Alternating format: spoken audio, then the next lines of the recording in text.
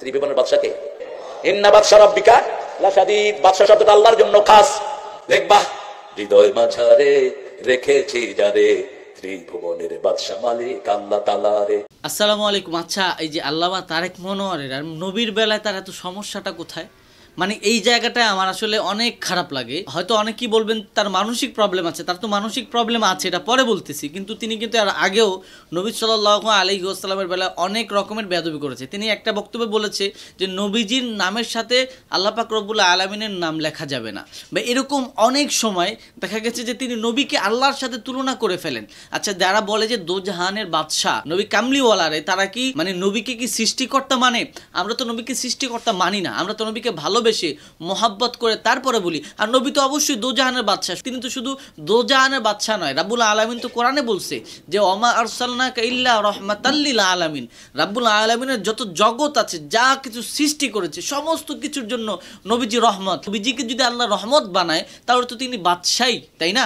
তো এই আমার নবীকে যদি আমরা বাদশাহ বলি, সমস্ত জাহানে রাব্বুল আলামিন আমার নবীকে যদি বাদশাহ হাত দেয়, নবীকে যদি সেই মর্যাদা দেয়, তাহলে এই তারেক মনোয়ারের সমস্যাটা কোথায়?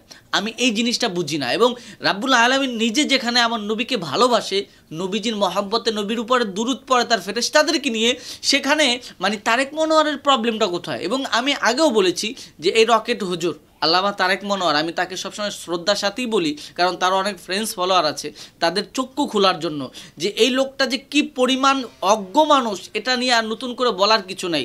সে যে তার মাহফিলের মধ্যে কি পরিমাণ মিথ্যা কথা বলে, আপনারা নতুন করে আমাকে আর বলতে হয় না। সে রকেট নিয়ে, এটা নিয়ে, ওটা নিয়ে, মানে যা মন চায় তা বলে, মানে মাহফিল একটা গল্পর একটা জায়গা, এবং আবার বলে যে অন্যরা গল্প করে মাহফিলের মধ্যে কিচ্ছা কাহিনী করে, অথচ এরা মিথ্যা গল্প সাজা, মিথ্যা কথা বলে মানুষদের ঈমান নষ্ট করে।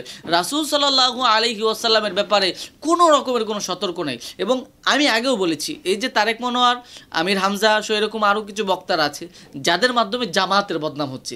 ভাই, আপনি আমার এই কথাটা নেন বা না নেন, বর্তমান তাদের যে অ্যাক্টিভিটিস, তাদের যে মানে কার্যক্রম, এদের মাধ্যমে জামাতের বদনাম হচ্ছে, এই দলটা কলঙ্কিত হচ্ছে, এইসব মানে উদ্ভট মূর্খ বক্তাদের কারণে, মানুষের কারণে। সুতরাং তারেক মনোয়ারকে যদি আপনারা ঠেকাতে না পারেন, এই মানে মারাত্মক আকার ধারণ করবে। এবং এই গজলটা তো কলরবের গজল না, এই গজলটা অন্য কারো গজল। এটা কলরবের নাম নিয়ে কলরবকে সে ভুল ধরা দেয়, কি বড়ি পণ্ডিত, তার ভুলের শেষ নাই, সে আবার আরেকজনকে ভুল কারেকশন করা দেয়। মানে এখানে হাসবো না কানবো? এবং মানে সে ভালো করে আল্লামা হবে তো দূরের কথা, সে ভালো করে মাওলানা হয়নি, তারা মাওলানা বানান, তারা ঠিক করেন। তারা যদি ঠিক না করতে পারেন, ভাই আমরা বাংলাদেশ থাকতে পারবো না। মানে এর যে যন্ত্রণা, যে পরিমাণ আমাদেরকে জ্বালাইতেছে, যন্ত্রণা দিতেছে, এবং রাসূল সাল্লাল্লাহু আলাইহি ওয়াসাল্লামের শানের উপর যে সে কি পরিমাণ আঘাত করতেছে, আমরা কিন্তু ভাই টিকতে পারবো না, এটা কিন্তু ইম্পসিবল। এবং আমরা কিন্তু রাসূল সাল্লাল্লাহু আলাইহি ওয়াসাল্লামকে সবচেয়ে বেশি ভালোবাসি। আমার রাসূলকে রাব্বুল আলামিন যে মর্যাদা দিয়েছে, শান দিয়েছে, তো এটা বললে আমাদের প্রবলেম কোথায়? আল্লাহ যেখানে কালেমার সাথে রাসূলের নাম জোড়ায় দিয়েছে, লা ইলাহা ইল্লাল্লাহু মুহাম্মাদুর রাসূলুল্লাহ, আল্লাহর বান্দা হিসাবে, আল্লাহর মাহবুব হিসাবে, আল্লাহর রাসূল হিসাবে, সেই জায়গায় তারেক মনোয়ার কেন বারবার ইশকাল করে? আমার বুঝে আসে না। যদি সম্ভব হয় তারে বুঝান, নয়তো এই মাহফিলের ময়দান থেকে তারা এখনই বের করে দেন, তাকে আর মাহফিলের দাওয়াত দিয়েন না। তার মাধ্যমে জামাতের বদনাম হচ্ছে। জামাতের ভাইদের উচিত এরা এখনই বাইন্দা ধইরা ঘরের মধ্যে আটকায় রাখা, নয়তো এরা পাগলা ঘরেতে নিয়ে যাওয়া, নয়তো এরে বিষ খাওয়া, মেরে ফেলা।